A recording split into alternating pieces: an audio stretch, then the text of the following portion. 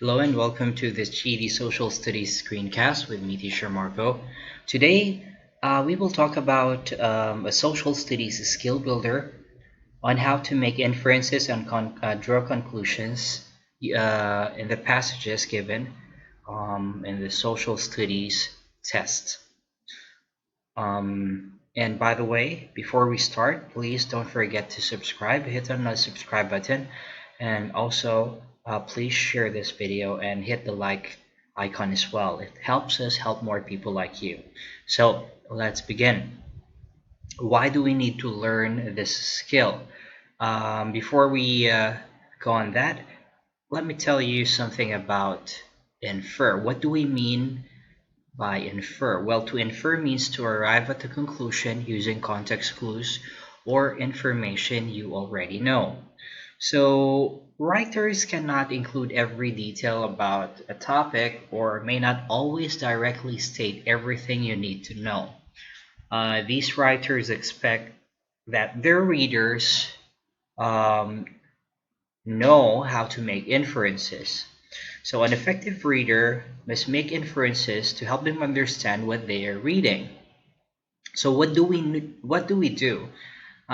First, we have to read the text, and then think about what you read and what you already know. Now, use clues from the text along with your own knowledge to infer or figure out the author's meaning.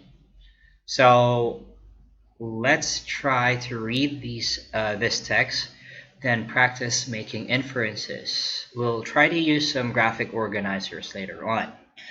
So let's read this passage. Saint Augustine.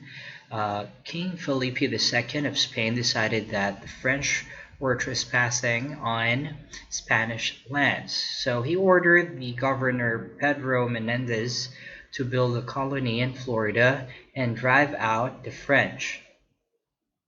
On September 8, 1565, Menendez established up a settlement.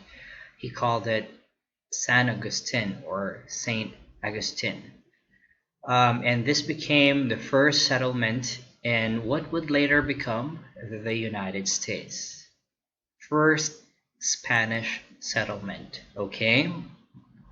So there you go. Now, what do we have to do next?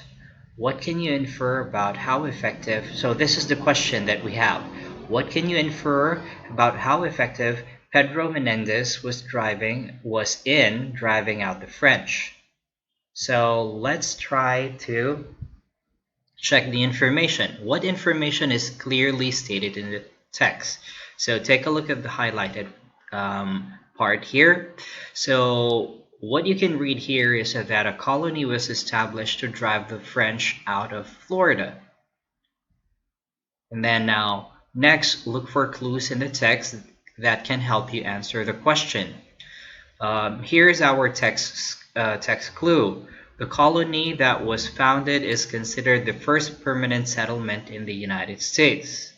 So with that, we can finally use what you already know. So what you may already know, this is what I think for people who are studying social studies, right?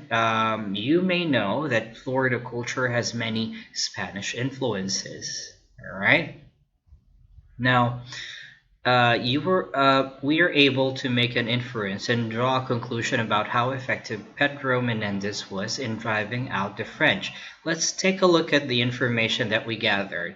So I tried to divide them into three parts. So what you can read, or the clear information from the text, what are the text clues, or what is the text clue, and as a reader, what you may already know. So let's try to use this to answer this particular question.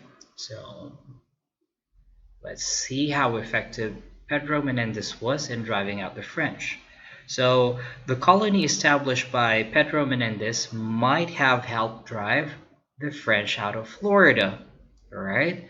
So with all the clues that we have here and the things that we know and the information from the text, this is our conclusion here. All right.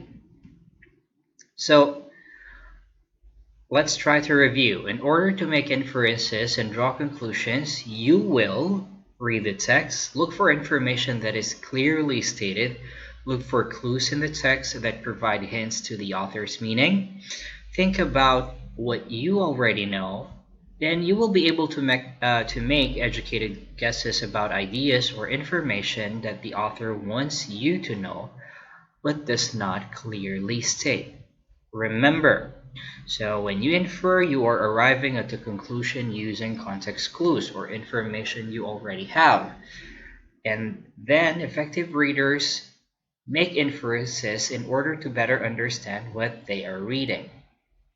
And lastly, making inferences and drawing conclusions is also an important skill to help you analyze what you read and what you might encounter on your future GED Social Studies tests. I hope that I was able to help you today. And again, please don't forget to hit the subscribe button. And thank you for your time. Again, this is me, Teacher Marco. Have a good day.